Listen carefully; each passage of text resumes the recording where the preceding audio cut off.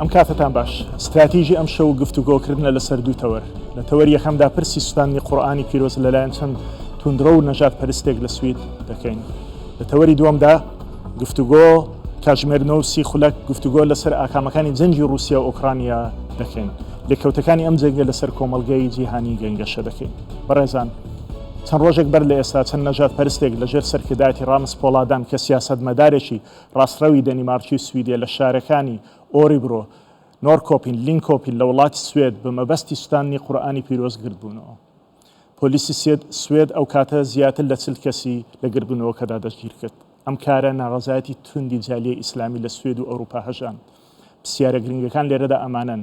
ئایا کۆمەڵگەی ئەوروپی بەگشتی و کۆمەڵگەی سوێد بە تایبەتی لەژێر هەڕەشەی ئیسلامەکانن بۆیە پەنابۆستانی پیرۆزەکانیان دەبن یانەوە ئیسلامیەکانن نەک ئیسلامەکان لە بەرکەوتەوەی کللتوری جیاواز دەدیانەوێت گرفت بۆ لیبرالیزم لە ئەوروپادا دروست بکەن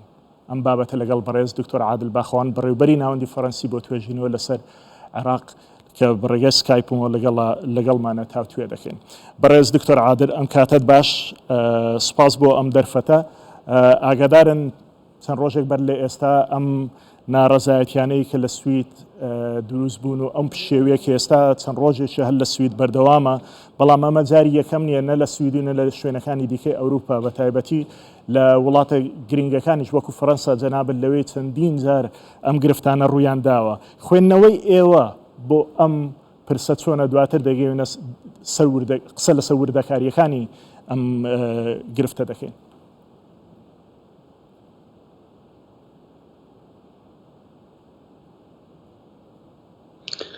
خۆی لە ڕاستیە جەنابی کاک دکتۆر سەرەتا سوپاس بۆ بانگهێشتکردنەکەتان خۆشحاڵم کە جارێکیکە لە بەرنامەی جەنابینینەوە بۆ گفتوگۆکردن لەسەر بابەتێکی زۆر گرنگ ڕاگوڕیشەکانی ئەم بابەتە ئێمە ئەبێ شتەکانمان لێ تێک نەچێ و خۆیان ببینین بەچی مانای خۆیان ببینین بەوەی کە ئێمە بەڕاستی واقعەکە ئەوەی کە هەیە ئەبێ لە بڕیارە ئایدۆلۆژیەکان دووریان بخەینەوە ئەبێ لە بڕیارە ئەخلاقیەکان دووریان بخەین ئەبێ لە بڕیارە پێشینەکانی خۆمان دووریان بخەین هەر لەسەر ئیسلام لەسەر ئیسلامیزم لەسەر ئەوروپا لەسەر ئۆکسیدانتالیزم هەموو ئەم هەڵوێستانەی خۆت بۆ خۆت بخەرە نێوان دوو کەوانەوە بەڵام فاکتەکە وەک ئەوەی کە هەیە باسی ئەوەی کە هەیە کە من ئەیبینم و تێبینی ئەەکەم لە ئەوروپا بە شێوەیەکی تایبەت و وەلا ڕۆژ ئاوا بە شێوەیەکی گشتی ئەوەیە کە ئێستا چرکەسات ساتەوەختی گەڕانەوەی پۆپولیزم چ لایەنە چەپەکەی چەپی ڕادیکاڵ چ بە لایەنە ڕاستەکەی کە ڕاستی ڕادیکاڵە ڕاستی ئەو پەڕی ڕاستە سەر ئەو پەڕی ڕاستە ئێمە ئەبێدان بەوا بنین کە ئەوروپا بزوتنەوەیەکی کەس دێ بە ناوی ئیسلامۆفۆبیا ئەم بزوتنەوەی ئیسلامۆفۆبیا بە هیچ شێوەیەک جیاوازی ناکات لە نێوان ئیسلامیزم نازانم ئامۆساگوێت بەڵێ دکتۆر عادل دەنگت تەواوە بە هیچ شێوەیەک جیاوازی ناکات لە نێوان ئیسلامیزم لەگەڵ ئیسلامی ئەمە کارەساتێکی زۆر گەورەیە کە تۆ جیاوازی نەکەیت لە نێوان قورئان وەکو کتابی مقدس کتێبی پیرۆز نزیکەی 2 ملیار بەشەر لەگەڵ ئیسلامیزم وەکو بزرگەیەکی ئایدۆلۆژی سیاسی ئەمە هەڵەیەکی زۆر گەورەیە چ لە ئەوروپا چ لە ڕۆژهەڵاتی ناوەڕاستە ئاکرێت ئەوەی کە قورئانەکەی سووتان سوید و ئەوەی کە لە وڵاتەکانی تریش چونکە هاتەنها لە چەند شوێنێکی تر بۆ نمونە ئەمریکا قورئانی سووتاندووە ئەمە کە خۆی بۆ خۆی بە پۆچوونی من قەیرانێکی زۆر گەورە دروست دەکا کارەساتێکی زۆر تاژیدایەکی زۆر گەورە دروست دەکا کە بەم دێڕەی خوارەوە پاشتی بکەم ئەگەر بڕیارە تۆ بتەوێت لە ڕێگای ئەم کردێتەوە لە ڕێگای ئەم ئەکتەوە هەلومەرجێک ئامادە ئەوەی کە ئێمای ئەکادیمی و ئەوانەی کۆمینۆتی زاناکان معرفەیەکی بابەتیانە لەسەر ئیسلام و ئاینێکی یونیڤەرسەل بەرهەم بێنن لە ڕێگای ئەم کردەوەی تۆوە ئەم پرۆسێسە زۆر ئاڵۆزی بە شێوەیەک ئاڵۆزەکەی دەبرەوەی ئەم بزانا و فەیلسوف و سۆسیۆلۆگ و ئەنتروپۆلۆژیەکان ئاسان بکەیت دەی هەستی زیاتر لە 1.8 ملیۆن برۆ بریندار لەبەرەوە پێم وایە ئەم جۆرە ئەم جەنابی کاکتۆر ئەم تایبەت لە کردار لە ڕەفتار لەگەڵ قورئان و لەگەڵ ئینجیلی شا بکرێت لەگەڵ تەوراتی شا بکرێت لەگەڵ مقدسی هەر گروپێکا بکرێت هەڵەیەکی زۆر گەورە و کوشندەیە کە بەداخەوە ئێستا ئەو پەڕی ڕاستی ئەوروپی واتە ڕاستی ڕادیکاڵی ئەوروپی هەرکێتی سەپاڵ بەڵێ بەڵام خۆت دەزانی لە وڵاتانی ئەوروپادا بە یاسا ڕێگا بە خەڵک دراوە لە وڵاتێک بۆ وڵاتێک بێگومان جیاوازە کە ئارەزووی هەر ئاینێک دەکا بۆ خۆی هەڵی بژێرێت لە بەرامبەر ئەوەشدا ئەگەر ئازاری خەڵک نادا دەتوانێت ڕەفزی ئەو ئاینانە بکاتەوە لەژێر ئەم دروشمانەدا لەژێر ئەم دروشمانێک کە لیبرالیزم لە ئەوروپا دروستی کردووە پێدوانیە جاری وایە ئەم ڕاستڕەوانە حەق بە خۆیان بدەن بۆی ئەو کارانە بکەن؟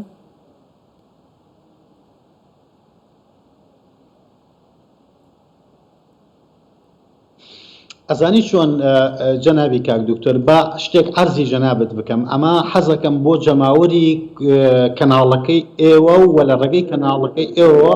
بۆ هەموو کوردۆفۆنەکان جەماوەری کورد ڕوون بێ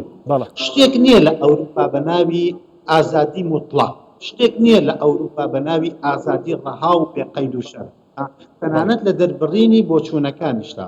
هەموو شتەکان بە جۆرێک لە جۆرەکان ڕێژەین بەچی معنایەک ڕێژەین بۆ نمونە لە وڵاتێکی وەکو فەڕەنسایە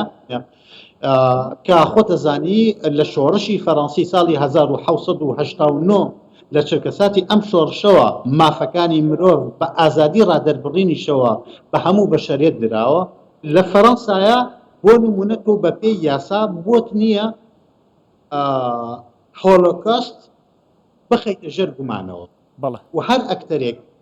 ڕۆشنبیر بێ ئەکادمی بێ سیاسی بێ دیپلۆمات بێ بە جۆرێک لە جۆرەکان هۆلۆکۆستی عنی مەحرەقەی جوولەکە ینی سووتاندنی جوولەکەکان لەلایەن نازیەکانەوە بۆ ئەوەی هەموو حاوڵاتێکی کوردی سادە لە قسەکە تێبگا یعنی جینۆسایدی جوولەکەکان لە ئەڵمانیا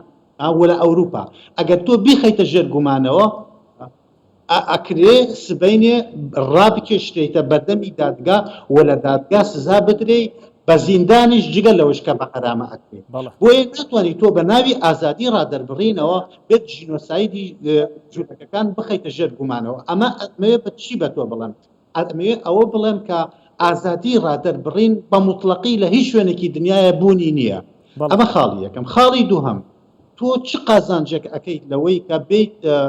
ئینجیل بسووتێن چ قازانجێک ئەەکەی لەوەی کە بیت قورئان بسووتێن بەش لە پێناوی چی دەستکەوتێکە دێت تەورات بسووتێنی چی بەرژەوەندێکت هەیە لەوەی کە بە لە ڕێگای ئەکتێکەوە لە ڕێگای کارێکەوە لە ڕێگای ڕەفتارێکەوە هەست سۆزی نزیکەی 2 ملیارێک 800 ملیۆن بەشەر بریندار بکەیت جگە لە تەعەداکردن جگە لە تەحریزکردن ئایا شتێک ئەمە خاڵێکی تر باشە یاسا ئەکرێ لە بەرامبەری تەحریز عنی تەحریز ینی باڵێن وروژاندن یاخود ئامادەکردنی هەلومەرجی زەبر و زەنگا بێدەنگ بێ من پێم وایە یاسا ناتوانێت بێدەنگ بێت لە بەرامبەریەوە ڕاستە یاسا لێرەیە بۆ ئەوەی هەلومەرجی گفتوگۆی ئازاد لەسەر بابەتەکان ئیتر هەرچی بن دابین بکە بەڵام یاساش لێرەشە بۆ ئەوەی ڕێ بگرێت لەوەی کە تۆ هەلومەرجی زەبر و زەنگ بەرهەمەکانی زەبر و زەنگ ئامادە بکەیت ئەمەوێ ئەم خاڵە بڵێم کۆتایی پێێنم جەنابی کاک دکتۆر ئەگەر ڕێگەم بدەیت هەر تەحریزێک بۆ زەبر و زەنگ ئەبێ بەرامبەرەکەی تەحملی نەتایجەکەی بکە ئیتر ئەوانەی هەر کەسێک بۆ نمونە ئەگەر موسڵمانەکان لە ڕێگای ئەکتەکانیانەوە لە ڕێگای چالاکیەکانیانەوە لە ڕێگای ڕەفسیستمی ڕەفتارەکانیانەوە هەلومەرجی ئامادەکردنی زەبر و زەنگ دروست بکەن ئەبێ ڕێک وەکو ئەو کەسە مامەڵیان لەگەڵا بکرێت کە قورئانی سووداندۆ چونکە ئەویش لە ڕێگای سووداندنی قورئانەوە هەلومەرجی ئامادەکردنی زەبر و زەنگ ئامادە بەڵێ دەستخۆش بێ هاوڕام لەگەڵ هەموو بۆچوونەکانت بەڵام لایەنێکی دیکەشیان ئەوەیە کە ئەوانەی کە بەو کارە هەڵساون چەند ساڵێک بەر لە ئێستا لە هەمان کاریان لە وڵاتی دەنیمارک کرد لە چ کاتێکدا لە کاتی هەڵبژاردن لە دەنیمارکدا ئەم جارەیان لە سوێد لە کاتێکدا کە ڕاستڕەوەکان لە هەڵکشاندان ئەمە وا دەکات ناڕەزایەتێکی زۆر دروست دەکات لە ناو کۆمەڵگەی سویدی لەوانەیە بۆیە دەنگی ڕاستڕەوەکان لەوانەیە بەرەو زیادی بڕوە هەموو هۆکارەکان لە پشتەوەی سووتانی قورئانی پیرۆز ئەمە بووە تاکە مەبەستیشان ئەوەیە بەڵام ئەم شێوازێکی تازە نییە ئەم تاکتیکە لە سەردەمی نازیەکان و لە پێش نازیەکانیشەوە ئەوە هەر هەیە کە چۆن پیرۆزیەکانی خەڵکی تر دەستکاری دەکەن. هۆکارێکی دیکەیان پەیوەندی بە کۆچبەریەوە هەیە. کۆچبەری لە چەند ساڵی ڕابردوودا بە تایبەتی لەم 5-6 ساڵی ڕابردوودا ئەوروپای تەنیوە یەکێک لەو هۆکارە گرنگانێک کە بەریتانیا لە ناو یەکێتی ئەوروپا هاتە دەرەوە ڕێژەی کۆچبەری زیاد بوو ئەوانە ڕاستەوەکان توانیان بەو پەیامە وا لە خەڵکی بەریتانیا بکەن کە دەنگ بەوە بدەن کە لە بەریتانیا لەو یەکێتی ئەوروپا بێتە دەرەوە. جا پرسیارەکە لێرەدا ئەوەیە لە هەمان کاتدا ئیسلامەکانی ئەوروپا نا بەڵام ئیسلامیەکانی ئەوروپا ئەم دەرفەتەدا قۆزنەوە بۆی ینی شێوازێکی ناشرین ڕفتارێکی ناشرین پیشان بدەن لە بەرامبەر ئەو کارە نادروست و نایاسایانەی بەرامبەریاندا دەکرێت. جا ئەمە چۆن چارەسەر دەکرێت؟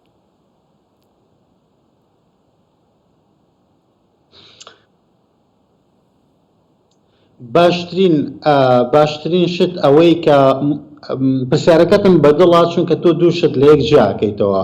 ئیسلامیزم لەگەڵ ئیسلامە جیا. ئیسلام دووبارەی ئەکەمەوە ئاینی 2 ملیار بەشەرە لەسەر زەوی ئەوە دوو هەم ئاینی بەشەرێتە لەسەر زەویە ئەگەر ئاینی یەکەم مەسیحیەت بێت بە دڵنیایەوە ئاینی دووهەم ئیسلامە لەسەر خۆی زەوی ئەوە خاڵ دەکەم. خاڵی دووهەم ئێمە هەروەکو چۆن لە ناو مەسیحیەکانە کۆمەڵە گروپی سیاسیمان هەیە کە مەسیحیەت وەکو مەرجعیەتی خۆیان تەماشاکەن لە ناو ئیسلامیشا ئێمە کۆمەڵە گروپی سیاسیمان هەیە کە ئیسلام وەکو مەرجعیەت تەماشاکەن بۆیە ئێمە ئەبێ ئەم دوانە لە یەک جیا بکەینەوە. پرسیارەکەی گرنگی پرسیارەکەی جەنابەت لەوە دەست پێکات ئەڵەی ئایا تا چەند گەریمانەی ئەوە هەیە کە ئیسلامیزم بسووتنەوەکانی ئیسلامیزم یاخود ئەوانەی بۆ نمونە سەلەفیزم تەبلیغ ئەو ڕێکخراوانەی تر کە ئینتیمایان بۆ ئیسلامی سیاسی هەیە ئەیانەوێ ئەم دۆخە بەکار بێنن بۆ بەرزکردنەوەی جەماوەری خۆیان ئەیانەوێت ئەم دۆخە بەکار بێنن بۆ تەبریرکردنی تێزەکانی خۆیان. من پێم وایە ئەمە بۆ چۆنی من بە شێوەیەکی زۆر ڕاشکاوانە بێڵم چ موسڵمانەکان و چ ئیسلامیەکانیش ئەوانەی کە ئینتیمایان بۆ ئیسلام هەیە وەکو ئاینێکی یونیڤەرسال و کەونی وەچی ئەوانش کە ئینتیمایان بۆ ئیسلامی سیاسی هەیە وەکو پرۆژەیەکی ئایدۆلۆژی ئەگەر بێت و بە شێوەیەکی بەرپرسیارانە مامەڵە بکەن لە بەرامبەر ئەم ڕووداوانە ئەبێ بە بۆچوونی من وەکو دیمۆ بیگۆشن ئەبێ بە بۆچوونی من سیحرەکە بەتاڵ بکەنەوە. بەتاڵکردنەوەی سیحرەکە و گوشینی لیمۆکە تا دواتڵۆپی بریتە لە چی بریتە لەوەی کە بە عەقڵێکی سارد بە کولتورێکی زۆر ساردەوە لەگەڵ ئەم ڕووداوانە مامەڵە بکەن. ئیسلامێک ئەگەر توانی بێت قورئانێک ئەگەر توانی بێت ببێت کتابی مقدس کتێبی پیرۆزی 2 ملیار بەشەر بەدڵنیاییەوە دکتۆر بەدڵنیاییەوە بە سووتاندنی نسخەیەکی لە سوید یا لە فەڕەنسا یا لە ئەمریکا نەک کۆتایی پێ نایە بەڵ هەستی ئینتیما لای موسڵمانەکان زۆر بەهێزتر لەبەرەوە پەلاماردان بۆ کەرەسەکانی زەبوزان بۆ میکانیزمەکانی زەبوزان سووتاندنی سایرا پەلاماردانی پۆلیس پەلاماردانی دەستگاکانی دەوڵەت ئەمانە بە هیچ شێوەیەک یەک لە بەرژەوەندی وێنەی موسڵمانان نیە لە ئەوروپا هیچ لە بەرژەوەندی ئیسلام نیە وەکو خودی ئاینەکە بە پێچەوانەوە ئەگەر بێت و موسڵمانان بتوانن بەم عەقڵێکی ساردەوە بە کولتورێکی ساردەوە مامەڵە لەگەڵ ئەم جۆرە لە ڕفتاران بکەن دواتر ئەوانەی کە ئەیانەوێ قورئان بسووتێن لە داهاتووە تێئەگەن لەوەی کە سووتاندنی قورئان هیچ جۆرە کۆنسیکۆنس و دەرەنجامێکی نێگەتیڤ لای موسڵمانەکان دروست ناکە کەس ناوروژێنێت بەڵ ئەسڵەن بە پێکەنینیشەوە بە پێکەنین بە عەقدی ئەوەی کە قورئان هیچ سووتان بۆ مامەڵەی لەگەڵاکەن ڕێژەی و قورئانانەی کە ئەسووتێنرێن لە سەدان 99 کەمە بێتەوە. بەڵام لە پەنا ئەوەی کە ئەم ڕاستەوە نەژات پەرستانە لە سوید وا دەکەن و لە وڵاتانی تریش وا دەکەن لە ڕابردوودا سەرکەوتوو بوون لە پلانەکانیان کە هەستی خەڵکەکە بوروژێنن بۆی زیاتر دەنگ بە ڕاستەوەکاندا ئەم جارەش ئامانجەکەیان لە سوێد دەپێکن ئەم ڕاستەوە نەژات پەرستانە.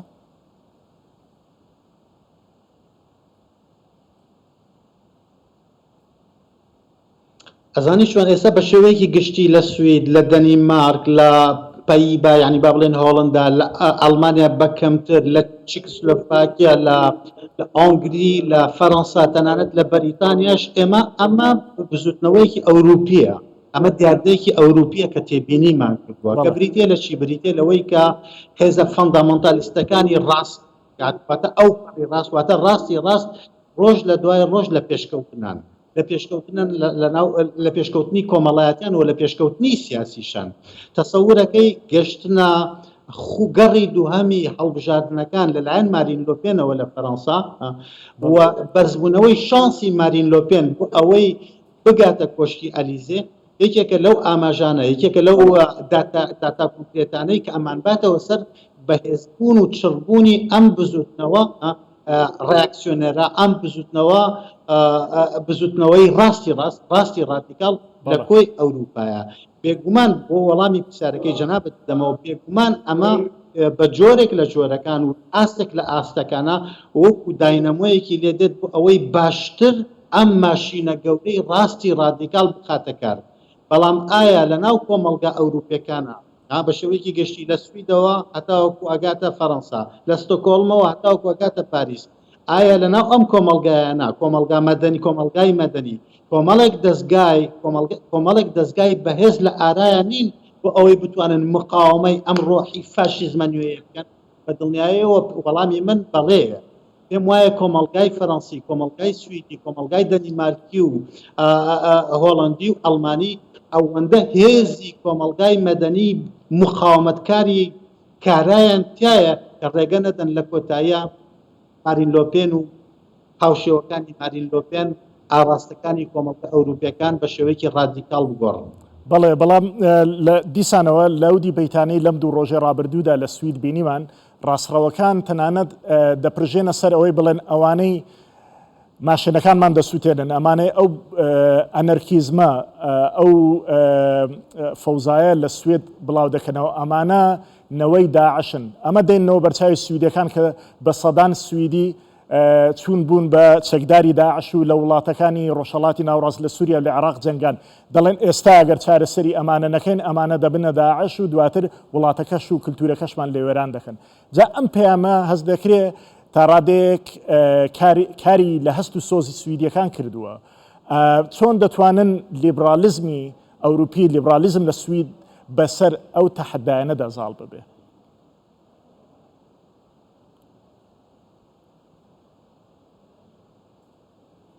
ئەمەش دیسانەوە پرسیارێکی جوانە لە ڕێگای نەترسانەوە نەترسان لە پرۆژەکانیان لە ڕێگای نەترسان لە خۆڕوونکردنەوە لە ڕێگای ئەوەی کە پرۆژە بەرامبەری پرۆژە ڕوبەڕووی یەکتری بکەنەوە ئەوەی کە ئێستا تێبینی ئەکرێ ئەوەیە کە لیبراڵەکانی ئەوروپا دیموکرات خوازەکانی ئەوروپا دژە فاشیستەکانی ئەوروپا بە جۆرێک لە جۆرەکان تووشی شەرم بوون لە بەرامبەر ئەم دیاردە گەورە فاشیستیەی کە لە ئەوروپا سەری هەڵداوە و ڕۆژ لە دوای چڵ ئەبێتەوە.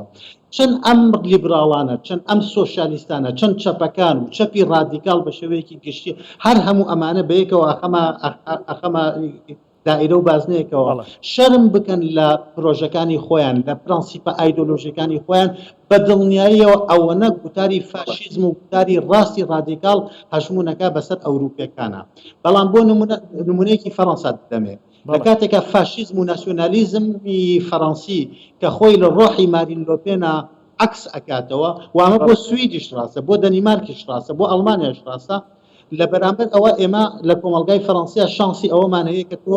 بربژێرێکی وەکو سەرۆک ماکرۆنت هەیە کە بە ئاشکرا تەبەنی پرۆژەی یەکێتی ئەوروپای کرد ئەوە خاڵی یەکەم لە کاتێکا تۆ مارین لۆپێنێکت هەیە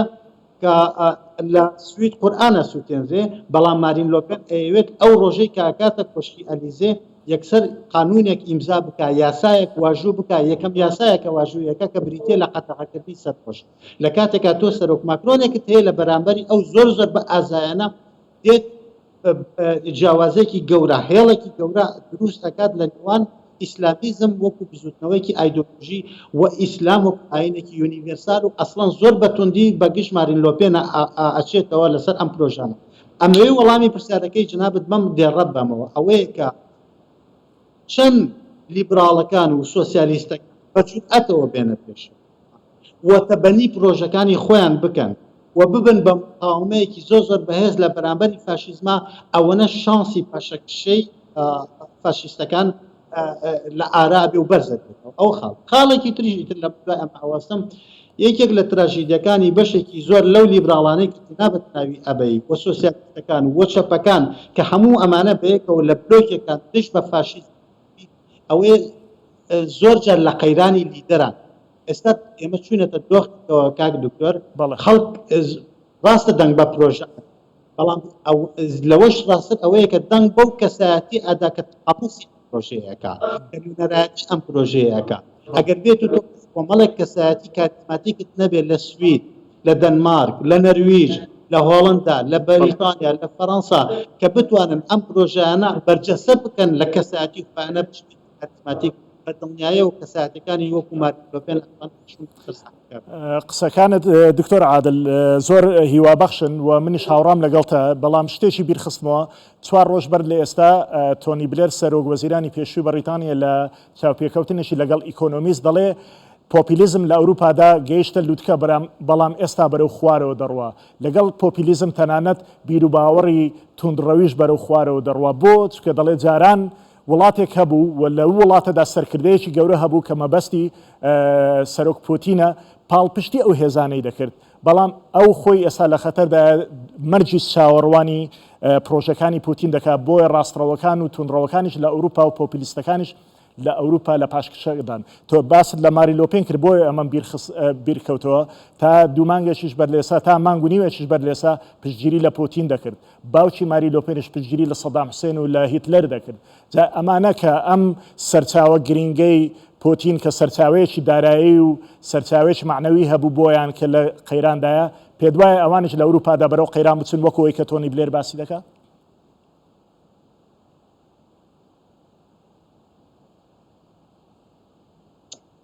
ئەو قسەی جنابەت و قسەی تۆنی بلێر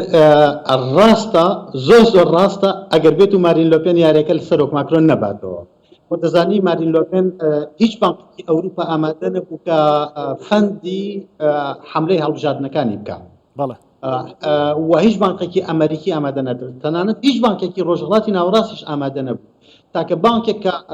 ئامادە بوو تەمویلی حملەی هەڵبژاردنەکەی کا بانکێکی ڕووسی بوو کە لە ڤلادیمیر پوتینەوە نزیکە ئەو بۆی پێت بڵم کە چ پەیوەندێکی ستراکتۆرال و ڕەگ و ڕیشەیی هەیە لە نێوان فاشیزمی فەڕەنسی کە لە مارین لۆپێن خۆی مانیفێستەکە لەگەڵ ڤلادیمیر پوتینە بەڵێ ئێستا خۆری ڤلادیمیر پوتین بە جۆرێک لە جۆرەکان بەرەو ئاوابوون ئەڕوات بەڵام ئەگەر بێت و فاشیزم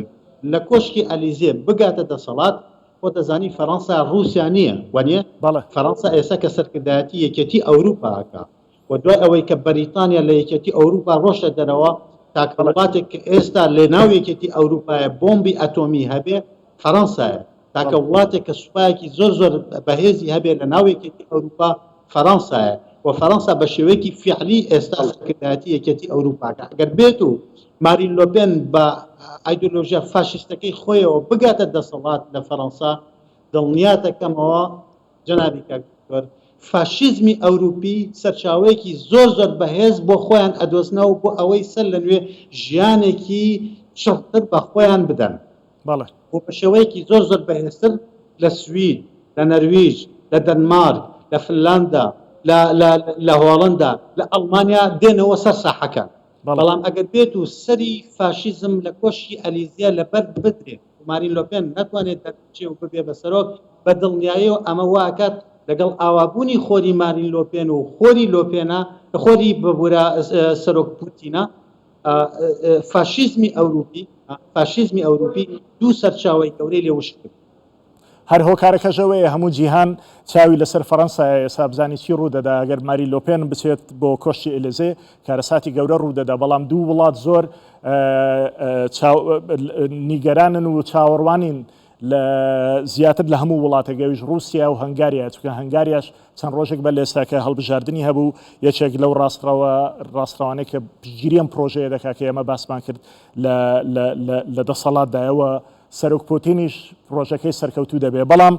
پرسیاری ئێمە لەسەر فەڕەنسانیە دڵنیام لە چەند ڕۆژی داهاتوو قسەی زۆرمان لەسەر ئەم بابەتە دەبێت کە گەڕی دووەمی هەڵبژاردنەکە ڕوودەدا بگەڕێنەوە سەر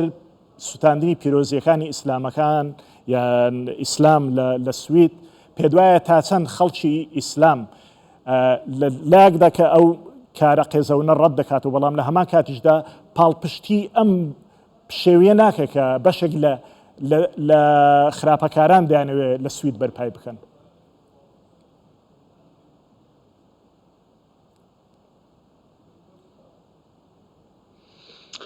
ئەزانی چۆن ڕاستەکەی بەشێک لەو سیستمی ڕەفتارەی کە ئێستا لە سوید ڕوو ئەدات هەمویان با ئێمەدان بەوا بنین کە جەنابی کاک دکتۆر بادان بەوا بنین هەمویان لە پشت بە بەهاندانی ئایدۆلۆژی نایکەن. بەڵێ ئەوانەی کە ئێستا سارە ئەسووتێنن، ئەوانەی کە ئێستا پەلەماری پۆلیسە دەن، ئەوانەی کە ئێستا بە جۆرێک لە جۆرەکان زەبروزەنگ بەرهەمە ئەهێنن لە سویدا هەمویان سەلەفیست نین، هەمویان ئەندامی تەبلیغ نین و هەمویان ئەندامی ڕێکخراوەکانی تری بزوتنەوەی ئیسلامی سیاسی نین بە پێشەوەنەوە. هەیە ئەسڵ لە ژیانە ڕەنگەن ئەسڵ نوێژیش نەکە، هەیە ئەسڵ ڕۆژوشی نەگرتووە، هەیە ئەسڵ هیچ ئیلتیسامێکی بە ئیسلامەوە نییە، بەڵام لەسەر ئاستی شوناس خۆی بە موسڵمان ئەزانێ و ئیسلام بە ڕەفرانس و مەرجعی خۆی ئەزانێ، هەست بەوەکە بە جۆرێک لە جۆرەکان بریندار بۆ دێتە سەر جادەکان. لەبەرەوە ئێمە ئەبێ وریابین لەوەی کە چۆن تەوسیفی واقعەکەین. ڕاستە بەشێکیان بریتین لەوانەیە کە بە باڵپشتی ئایدۆلۆژیکن، بەڵام پەشە هەرە گرنگەکەی ئەوانن کە تەنها بە شێوەیەکی زۆر عەفەویانە خۆیان بە موسڵمان ئەزان، ئەسڵن هەر بە فلتەری سۆسیالیزاسیۆنی ئاینی و بە کۆمەڵایەتی بوونی ئاینیشا تێنەپەڕن. ڕەنگە بەشێکی زۆریان ئەسڵن هەر تەنها لەسەر شوناسنامەکەیان یاخود با بڵێن وەکو میرات بۆی بەجێماوە موسڵمان بێ، ئەگینا خەریکی درۆکێشانش بێ، بەڵام ئەوەی کە هەست بەوە کە هەستە ئاینەکەی بریندار کراوە و دێتە سەر جادەکان. ئەمە بە هیچ شێوەیەک حەزەکەم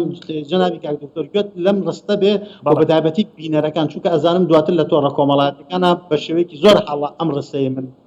ئەخوێنرێتەوە لە تەفسیر دەکرێت.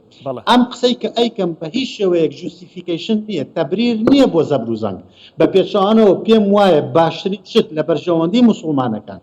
لە سوید و لە ئەوروپا بەگشتی، لە سوید بە تایبەتی لە ئەوروپا بەگشت و تەنانەت لە ڕۆژهەڵاتی ناوەڕاستیشا ئەوەیە وەکو پێشتر عەرزم کردی کە لە هەموو سیستمەکانی ڕەفتار کە ئەیانباتەوە سەر زەبروزەنگ دوور بکەونەوە.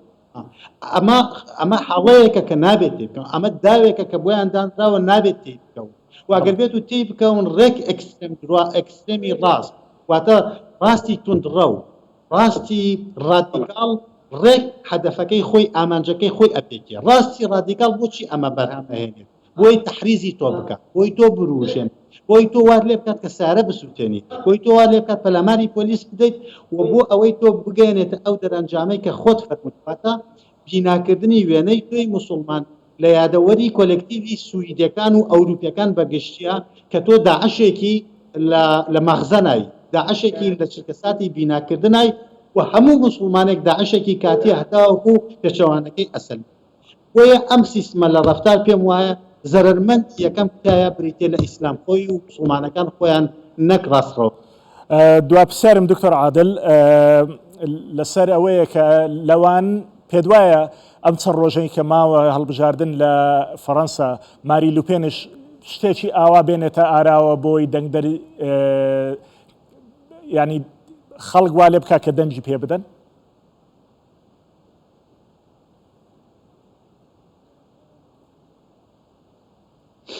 پێم وایە نا، پێم وایە مارین لۆپێن ئێستا یەک ستراتیژێتی هەیە کە زۆر لە کوردستان و ڕوون نییە، هاچەند سەختیشە لەم یەک دقا کە ماوەتەوە من ڕوونی بکەمەوە. ستراتیژەکەی بریتێ لە چی؟ بریتێ لەوەی ئەوێت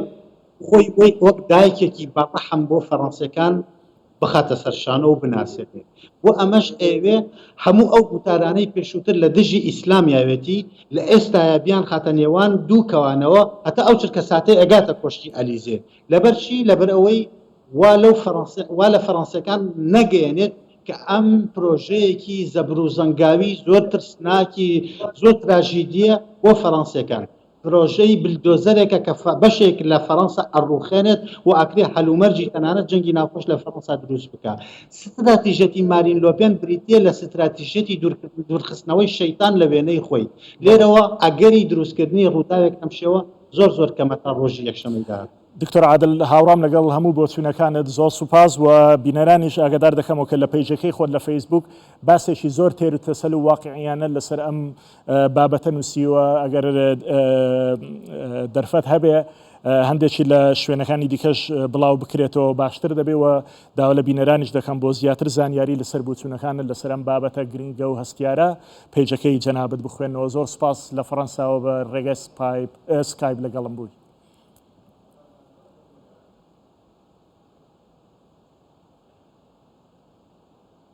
سپاس بۆ جەنابتان.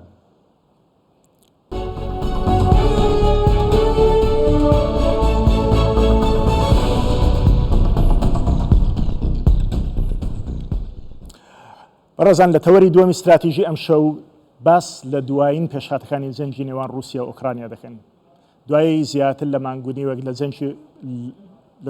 لەسەر جەنگی رووسیا و ئۆکرانیا سەدای زەنجی مەترسیەکان ڕۆژ بە ڕۆژ گەورەتر دەبن. ئەو دیمەنانەی ڕۆژانە لە کەناڵە جیاوازەکانەوە بەرچاومان دەکەون ماڵ وێرانی و کارەساتی مرۆیی نیشان دەدەن. جەنگێکە تا دێت زیاتر ئەگەری کاریگەریەکانی لەسەر ئابووری جیۆسیاسی و دیپلۆماسیەکانی جیهان و مێژووی مرۆڤ لەو ئانوساتەدا دەردەکەون.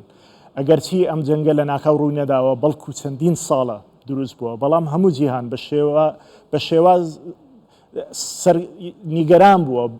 بەوەی کە ڕوودەدا، هەروەها بە شێوازی پەلاماردانی ڕووسەکان و بەرگری ئۆکرانیەکان و لە شاوی ئاوارە ئۆکرانیەکان و خاپڕکردنی ماڵ و گەزەرانی خەڵکی بێتاوان شۆک بووە. لەگەڵ دەستپێکی جەنگەکە زۆربەی وڵاتانی جیهان دژی هێرشەکانی رووسیا بوون بۆ سەر ئۆکرانیا. ئێستاش هەڵوێستی وڵاتان لە بەرامبەر رووسیا گۆڕانکاری ئەو توێ بەسەر دانەهاتووە.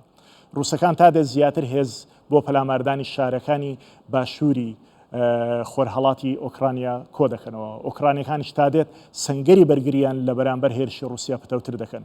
هێشتا زووە بە تەواوەتی ئەنجامی شەڕەکە لە چوارچێوەی سنووری ئۆکرانیا ببینین، بەڵام خەریکە خوێندنەوەی شارەزانی بواری پەیوەندی نێودوڵەتیەکان و شرۆڤەکارانی سیاسی و پسپۆڕانی ڕەهەندە ئابووری و دیپلۆماسیەکان بەرەو ئەو ئاراستەیە بڕۆن کە شەڕەکە بە زووی کۆتایی نایەت و درێژخایەن دەبێت. ئەگەر ئۆکرانیاش بکەوێت پێدەچێت بەرەی ناتۆ و ڕۆژئاوە سەنگەر لە ئەوروپا بگرن، سەنگەر لە رووسیا بگرن تا ئەو کاتەی دەسەڵات بەسەر لایەکدا دەشتێتەوە. ئەم بابەتە لەگەڵ زۆر بەڕێز وریا قەرەداخی کە لە هۆڵنداوە بە ڕێگەی سکایپ لەگەڵمانە گەنگەشە دەکەن و تاوتوێ دەکەن. کاک وریا ئەم کاتتان باش ئاگاداری دوای زیاتر مانگونی وەک لەم جەنگەی لە نێوان رووسیا ئۆکرانیادا بەرپا بووە تاوەکو ئێستا ئەوەی چاوەڕوان نەدەکرا ئەوە بێ کە ئۆکرانیەکان بەم شێوازە بەرگری بکەن و هەروەها ئەوەی چاوەڕوان نەدەکرا کە سوپای رووسیا نەتوانێت ئاوە بە ئاسانی ئەو شوێنە استراتیژی و گرنگانە دەوێت بیگرێ بیانگرێ. ئەمە تێڕوانینی شرۆڤەکارانی سیاسیە، بەڵام تۆ پێت وایە جەنگەکە بە چه ئاراستەیەکدا ڕۆیشت و خوێندنەوەی ئێوە بۆ ئەم تا ئێستای جەنگەکە چۆنە؟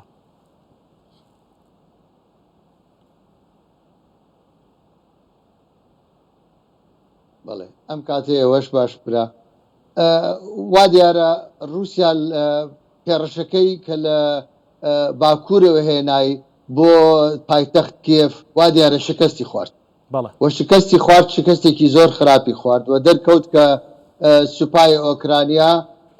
زۆر توانی بە شێوەیەکی ڕێک و پێک توانیت مقاومەت بکەوە بەرگری بکە و چەکێکی زۆری بۆ هات لە وڵاتانی ناتۆیە و توانی زیانێکی گەورە بدا لە ڕووسەکان، وای کرد لە ڕووسەکان بگەڕێنەوە لەسەر بەرزی بێلاروس و لە باکوورەوە بکشێنەوە بۆ ناو خاکی خۆیان.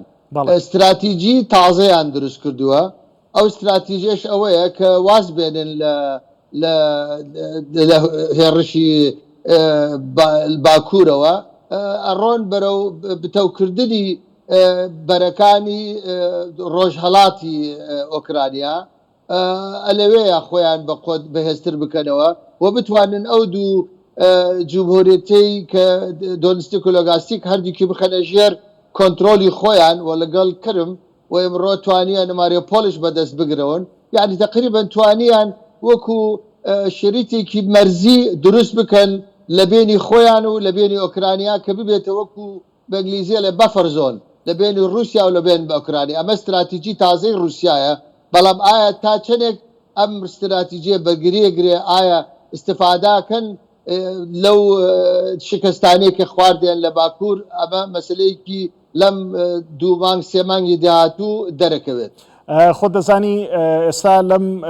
چەند کاتژمێرێک بەر لە ئێستا سوپای ئۆکرانیا هەروە سەرۆکی ئۆکرانیا زلنسکی باسییان لەوە کرد کە ڕووسەکان سوپایەکی زۆریان کۆ کردوتەوە بۆ ئەوەی بە تەواوەتی هێرشی زەمینی و ئاسمانی بکەنە سەر دۆنباس بووە لە ناو هەرێمی دۆنباس و لە ماریۆپۆڵ و لەم شوێنانەی لە باشووری ڕۆژهەڵاتی ئۆکرانیا سوپایەکی زۆری ئۆکرانی گەمارۆ درراوە بۆ ماوەی چەند ڕۆژێکە. پێ وایە ئەگەر دۆنباس بگیردرێ شەڕەکە لەوێ کۆتایی دێ ڕووسەکانی تر تەواو هیچ پەلاماری شوێنێکی تری ئۆکرانیا نادەن؟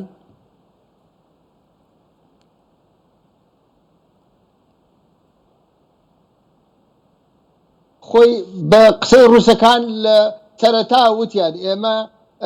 هەدەفی ئەومان نییە کە بێن ئۆکرانیا بگرین. هەدەفی ئەساسی ئەومانە کە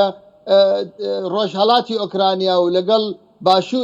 بەشێکی لە باشووری ئۆکرانیا کە ئەو ناوچانە بگرین ئەوە تەواوە بێ. اینجا بۆچی هاتن بۆ کیف؟ ویستیان کیفش بگرن کە حکومەتێکی سربەخۆیان دروست بکەن. وایان زانی ئاسانە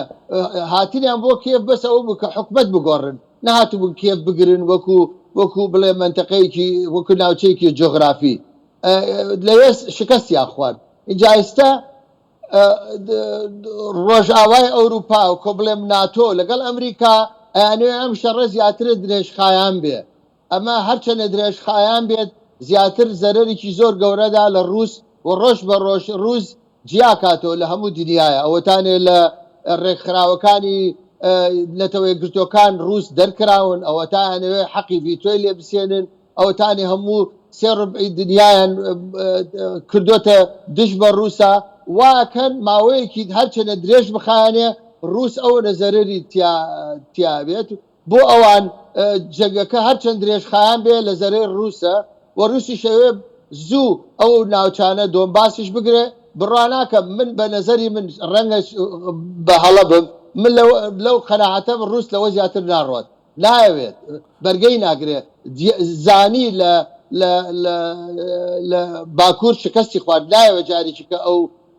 ئەو ریسکە بکات. باشە، بەڵام خۆشە دەزانی دوو ڕۆژێک بەر لە ئێستا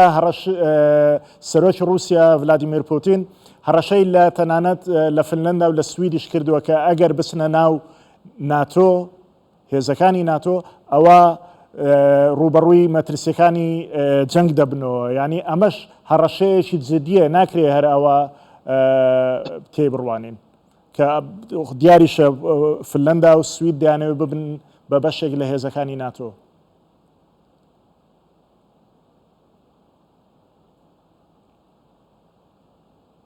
وایە خۆی فنلەندا ڕەنگە پوتین هەڕەشەی زیاتر لە فنلەندا کردو لەبەرەوەی فنلەندا مەرزی هەیە لەگەڵ رووسیا و هەر لە تاریخشا فنلەندا هەر پارچێک بوو لە سۆڤێتی کۆن لە زمانی لینینا فنلەندا جیا بۆ لە سۆڤێتی کۆن. ئەمان چاوێکیان هەر ماوەتەوە لەسەر فنلەندا، ئەو چاوەیان تێپەر ناکەن. ئیجا ئێستا حاڵ حازر فنلەنداش لەوە ئەترسێ،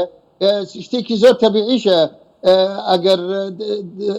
هێڕەشە بخرێتە سەر فنلەندا کە من بە زۆر دوورێ بینم ئەو وەختە وڵاتانی سکەندنافیا هەمووی جێمەترسیە. اینجا فنلەندا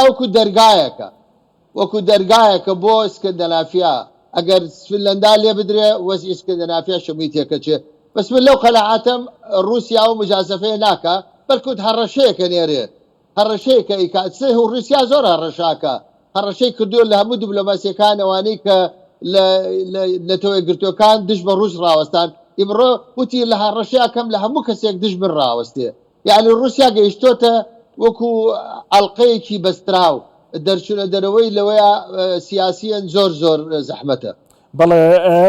ئەگەر دۆنباس بگیرێ شەڕەکە ئەوەستێ، بەڵام ئایا فشارەکان و قەیرانەکان لەسەر رووسیا هەڵدەگیردرێن؟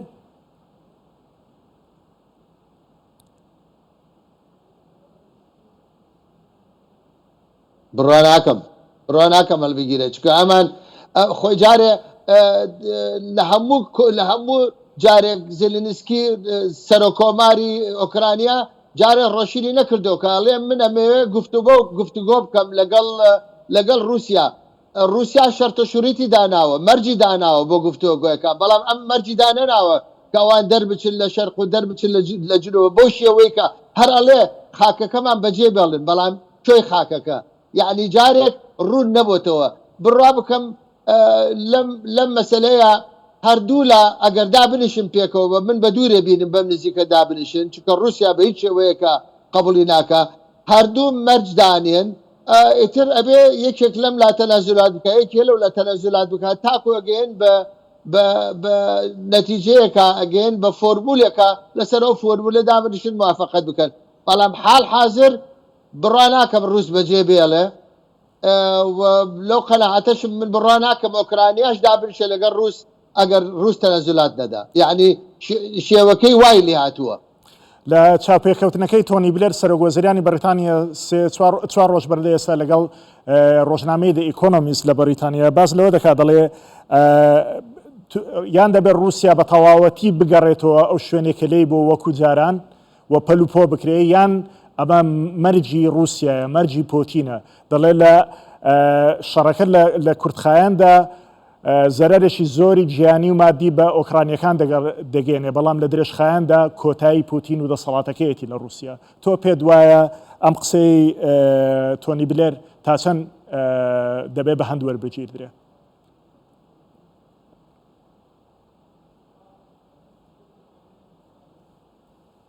قسەکەی تۆنی بلێر تا حدێک ڕاستە یعنی هەرچەنێ ئەمە شەڕەکەی بۆ ئەواڵێم ناتۆ استراتیژیای ناتۆ لێ با شەڕەکە درێژ خایان بێت چکە تاکو هەچەنە درێژ خایان بێت رووسیا ئەوەنە زەرەرێکی زیاترێ بێت ئەوەنە ئەز دەبێت لە هەموو جیا بێتەوە لە هەموو دنیاە ڕاستە کات احتمال هەیە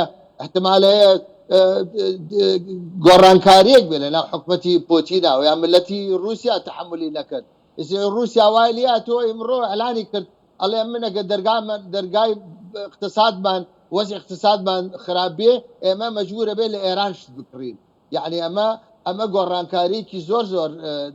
غەریبە کە رووسیا پەنابات بە ئێران لە ئێران شت بکڕێت چکە وەزی اقتصادی خراپە اینجا رووسیا ئەگەر وەزی بگێتە ئێران و ئەوێ لە هندستان و ئەوێت لەم وڵاتانەیە شت بکڕێت و بەرامبەر ئەم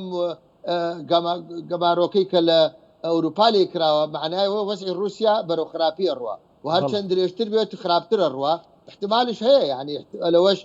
سیناریۆیەک هەیە کە پۆتین شکست بخوا بەڵێ خۆ دەزانی زۆربەی وڵاتان دژی رووسیان زۆربەی هەرە زۆری وڵاتان دژی رووسیان لە دەنگدانەکەی نەتەوە یەکگرتەکان لە چواری سێ لە نیویۆرک تەنها 4 وڵات پاڵپشتی رووسیان کردووە بەڵام خۆت دەزانی ینی ئەو جەنگەی کە ڕووی داوە ئەوروپایەکان و هێزەکانی ناتۆش ئاوا بەری نین لە شەڕەکەدا ئەوانیش هۆکاری هەڵگیرسانی شەڕەکە بوون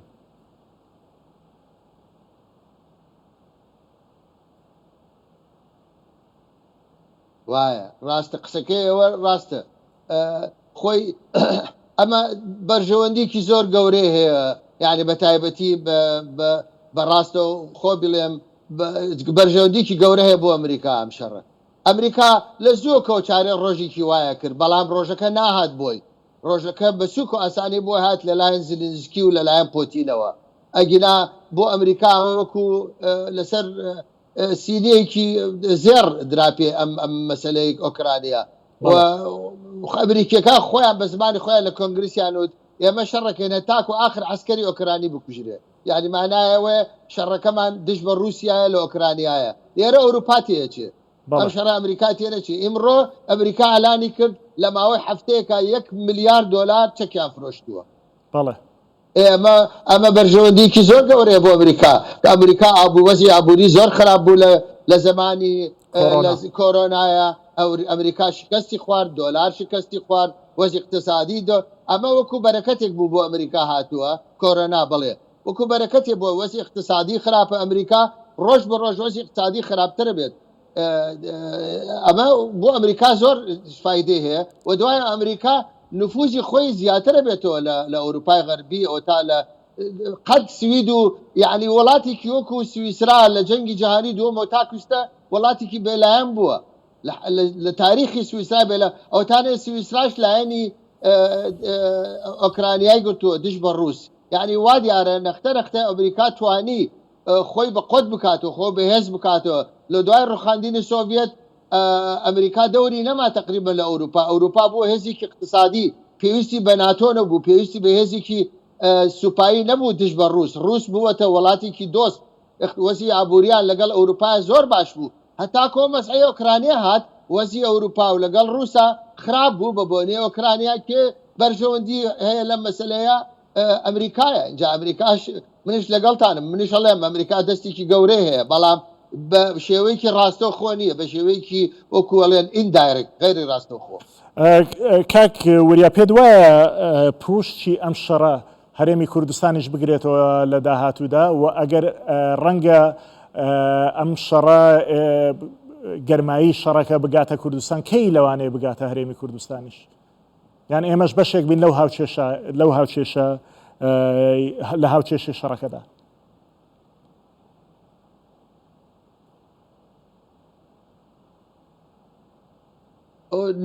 نۆبەتی ئێمە درەنگ دێت، بڕا بکەم جارێ نۆبەتی ئەوروپای ڕۆژ ئاوا پێشەکی ئەوانن نەختە وەزی ئابووری جیهانە و تا بەرەو خراپیە ڕوا تقریبا ئەڵێم وەزی کوردستانش وەزی ئابووری کوردستانە شوەڕەوە نامێنێ، ئەوانش زیانێکی زۆرە بینن لە وەزی اقتصادیە، شت گرانە بێت لە هەموو ناوچەکە لە هەموو دنیای شت گران بووە، لە هەموو دنیای ئێستا چ لە کوردستان بێت چ لە ئەوروپای ینی ڕۆژاوا بێت بە تایبەتی ئەم ناوچەیە ینی شتی استهلاکی زۆر گران بووە، بنزین گران بووە، ناڕێزایەتی زۆرە بێت، لەختە ئەگەیێتە لای ئێمەش، بەڵام درەنگ ئەگەیتە لای ئێمە وەکو بەم زوانە ناگەیت، چونکە جارێ یەک ئێمە دووری لەو مەسلەیە، دوایش وەزی اقتصادی ئێمە تقریبا اعتمادی سەرەکی لەسەر وڵاتەکانی دەوروبەرمانە ئێران و تورکیا و سووریا و عێراق زیاتر ئێمە لەوان شتومەکە بەڵام خۆ دەزانی سوپای رووسیا سیاسیەن خۆ دەزانی بەشێک لە سوپای رووسیا لە سووریایە کە زۆر لە سنوورەکانی هەرێمی کوردستانەوە زۆر نزیک نییە، بەڵام بە حکمیەوەی رووسایەک لەکوێ و ئێستا سوپایەکەی لەکوێیە لە ئێمە نزیکە. ئەمە یەک دوو لە دوای ئەوەی کە کەشتەکانی رووسیا ناتوان بە ڕێگای بۆسفۆرۆس لە ئەستەمبۆڵەوە بەرەو دەریابێن و پاڵپشتی سەربازەکانی رووسیا بکەن لە سووریادا، دەنگۆی ئەو هەیە کە سووریا لەوانەیە سەربازەکانی بەناو ئێران و لەوێشەوە بە عێراقەوە ببا بۆ سووریا. ئەمە گرفت نابێ بۆ هەرێمی کوردستان ئەگەر ئەم شتە دروست ببێ؟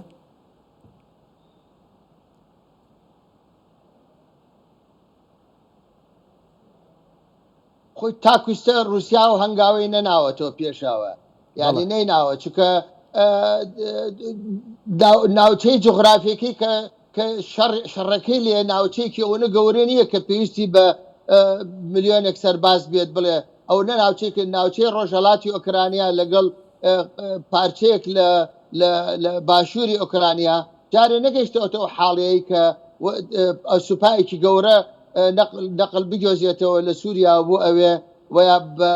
بە ڕێگەی سووریاوە. من بڕا بکەم جارێ نەگەیشتەوە حاڵە، ئەگەر بگێتە بۆ حاڵەش رووسیا بە هیچ شێوەیەک نایەوێ سووریا لە دەستی خۆی بدا. ئەوەی شتێکی استراتیجیە بۆ رووسیا، خەتێکی سوورە. سووریا بۆ رووسیا خەتێکی سوورە. من ئەتوانم بڵێم چەندێک ڕۆژهەڵاتی ئۆکرانیا بۆ رووسیا مهمە، سووریا لەوە مهمترە بڕا بکات، چکە سووریا مەسلەیەکی بەس سوپایی نییە بۆ رووسیا، مەسلەی سووریا مەسلەیەکی ئابووریە، زۆر ئابووریە، مەسلەی بەندەری لازقیە لە دەستێتیەوە کە لەسەر دەریای سپیە، ئەوە بۆ رووسیا وەکو شوێنێکی استراتیجیە ناوێت لە دەستی خۆی بدا. یعنی من ئەڵێم ڕەنگە سووریا استراتیجی تر بێت لە ئۆکرانیا، بەڵام ئۆکرانیا خەتەری هەیە بۆ خەتەرێکی ڕاستەوخۆی هەیە بۆ هین، دۆنباس خەتەرێکی ڕاستەوخۆی هەیە بۆ ئەمنیەتی بۆ ئەسایشی رووسیا، ئەوەیە خەتەرێکی. بەڵێ کاک وریا خەرداخی دوشتی جیاوازە بە زۆر سپاس لە هۆڵەنداوە بە ڕێگای سکایپ لەگەڵمان بووی، سپاس بۆ سەرنج و تێبینیەکانت. بەڵێ بەسەر چاوبراگیان ئێمە لە خزمەتای سپاس بۆ هەردوو میوانەکانم دکتۆر عادل باخەوان لە فەڕەنسا و لەگەڵمان بوو هەروەها بەڕێز وەریا قەرەداخی لە هۆڵەندا و بەڕێگای سکایپ لەگەڵمان بوو سپاسی گەورەش بۆ ئێوە کە بینەرمان بوون و شەو تا شاد